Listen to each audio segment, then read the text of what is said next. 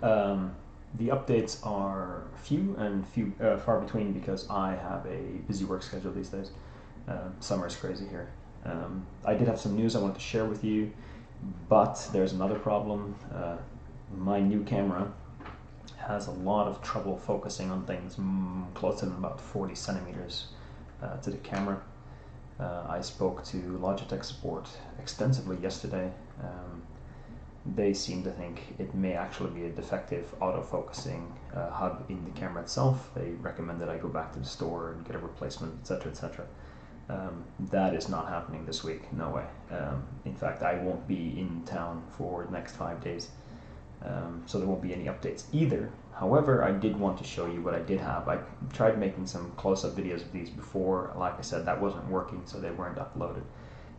But my first eBay purchases arrived. I took Adam Smasher's advice. I went on eBay and tried to look for some cheap buys, which I did manage. 2 of the 4 auctions I bid on, I won for prices that are extremely reasonable. You might even say cheap. The first of those is a squad of 5. Hang on, I'm not sure if you can see this because of the focusing issue.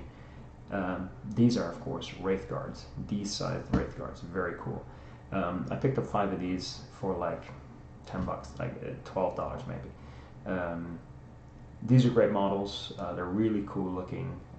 I'm going to make these as a backdrop for my Scorpion Mark II Super Heavy Graph Tank. So they will share a color scheme. And it also gives me 5 more models to practice on that aren't super expensive and amazing. So I'll probably do these. I'll probably paint these before I paint the Scorpion Mark II, which I'm sure some of you are going, really? He's going to paint a 180-pound model right out of the box? And the answer is no. I'm going to paint these first. Okay. Clever, clever. The other thing I picked up is one of these. The connoisseurs will recognize this as a Gene Stealer Cult Broodlord Patriarch. This one is different from the Patriarch, the Broodlord that comes in the Start Collecting Tyranids box, that comes in the Kill Team box, because this one has not only a different base, it has this urban pipe sort of situation, which makes sense for the lore, obviously, because they're infiltrator units who are subverting societies ahead of this coming of the Swarm.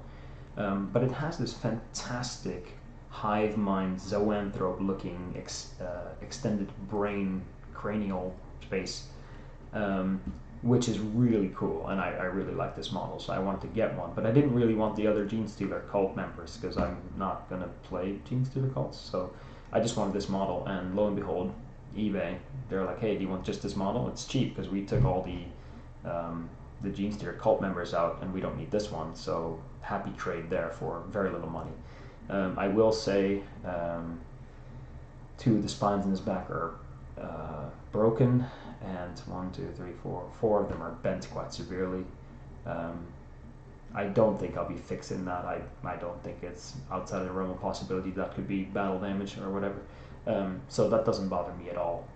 But I will paint this one a different color, or different color scheme even, than the Swarm Lord that I'm doing, because those 2 units, although they are part of the same species, would not meet. If you look at the lore, these guys infiltrate planets, subvert societies from within ahead of the Swarm, and they actually try to get off planet when the Swarm arrives. So in the panic of evacuating a planet ahead of the coming of the Tyranids Hive Fleet, these guys try to stow away in escape pods or whatever shuttles. So I think it'd be really cool for these to have a more camouflagey type color scheme, more subdued colors, perhaps more patterns on their carapace, things like that. Perhaps more urban colors like grays and browns and things like that.